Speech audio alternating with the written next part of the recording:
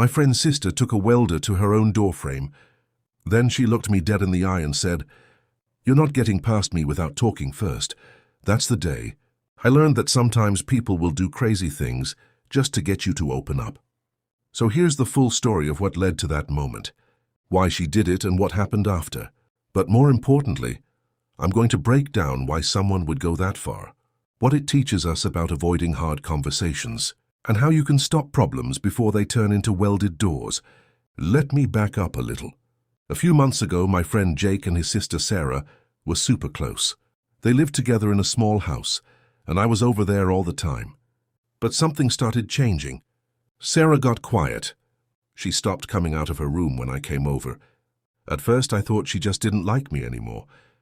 But then Jake told me they'd been fighting. Not loud fights, but the worst kind, the silent kind. The kind where you just pretend nothing is wrong and hope it goes away. Here's the thing about avoiding problems. They don't disappear. They just move into the walls and grow mold.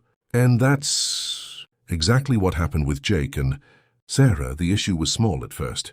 Jake borrowed Sarah's car without asking and scratched the bumper. He said he'd fix it. He didn't. She got annoyed. He got defensive. Then they both just stopped talking about it. Days turned into weeks. Weeks turned into 2 months. And every day that passed, that scratch on the bumper turned into a crack in their relationship. I tried to stay out of it. Bad idea. One night, Jake invited me over to watch a game. Sarah was in the living room. The second I walked in, I could feel the tension. You know that feeling when two people are angry, but acting like everything is fine? It's like sitting in a room full of gas waiting for a spark. I said hi to Sarah. She just nodded. Jake pretended nothing was wrong.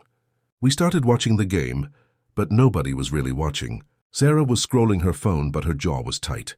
Jake was gripping his soda like it owed him money. Then it happened. During a commercial, Jake said, "Hey, can you pass me the remote?" He wasn't even talking to Sarah. He was talking to me, but Sarah snapped. She said, "Oh, so now you ask for things. You didn't ask to borrow my car. You didn't ask to ruin my bumper. You didn't ask to ignore me for 8 weeks." Jake laughed it off. He said, "Seriously? We're doing this now?" And that was the spark. They started yelling. I tried to leave. I stood up and said, "I'm gonna go. You two figure this out." But Sarah got up faster. She walked to the front door and just stood there, arms crossed. She said, "No, you're not leaving. You're his best friend. You're going to sit here and listen." I said, "Sarah, this isn't my fight." She said, "Then make it yours because he won't talk to me, and I'm done being ignored." I looked at Jake. He looked at the floor. I sat back down. For the next hour, they went at it. But here's the crazy part. Once they actually started talking, the anger turned into real stuff. Sarah wasn't mad about the car.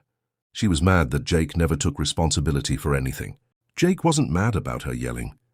He was scared that she was going to move out and leave him alone. They were both just scared and hurt, and they covered it up with silence and small fights. That night they actually fixed things, Sarah cried. Jake apologized. They hugged. I left feeling like a marriage counselor who didn't get paid. And I thought that was the end of it. It wasn't. Fast forward 2 months. Things were good. Great even. Jake and Sarah were back to being close. I was hanging out there again. But then a new problem came up. This time it involved me. I had borrowed Jake's laptop for a week because mine broke. I accidentally spilled coffee on it. I'm not kidding. It was dead. Completely fried. I panicked. I didn't tell Jake, I just avoided him. I stopped answering his texts. I stopped coming over. I told myself I was going to buy him a new one as soon as I got paid. But 2 weeks passed, then 3. And every day not telling him made it harder to tell him. That's the trap of avoidance. The longer you wait, the bigger the problem feels. So your brain says, just wait 1 more day. And 1 more day turns into 1 more week. And then you're so deep in guilt that you start believing it's better to just disappear forever. I was in that trap, and Sarah noticed. One day Jake figured out I was ignoring him. He told Sarah, and Sarah got mad. Not at me, at the situation. She said, "Not again. I'm not watching another person ruin a relationship," because they're too scared to say 3 words, "I messed up." So she made a plan. I didn't know about it. Jake didn't know about it.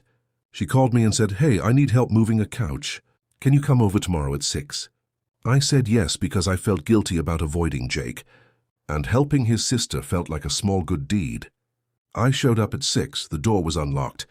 I walked in. Nobody was in the living room. I called out for Sarah, no answer.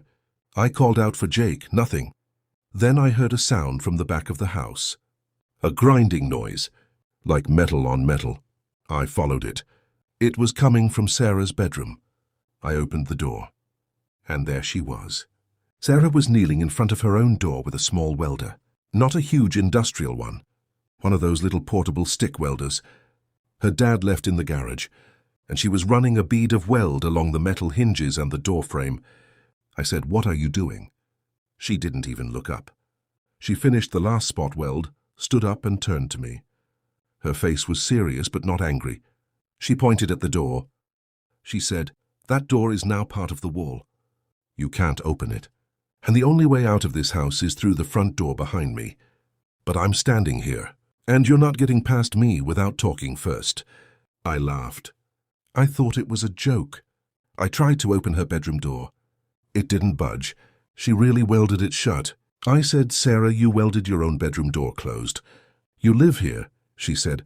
"I know. I'll cut it open later. Right now, you're going to sit down and tell me why you've been avoiding my brother for 3 weeks. I tried to make an excuse. I said I'd been busy with work. She didn't buy it.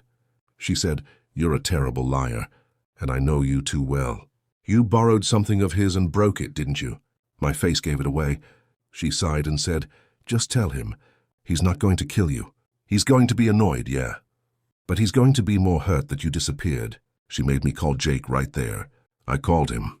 I said, "Hey, I broke your laptop." "I'm sorry. I'll buy you a new one." There was a long silence. Then Jake laughed.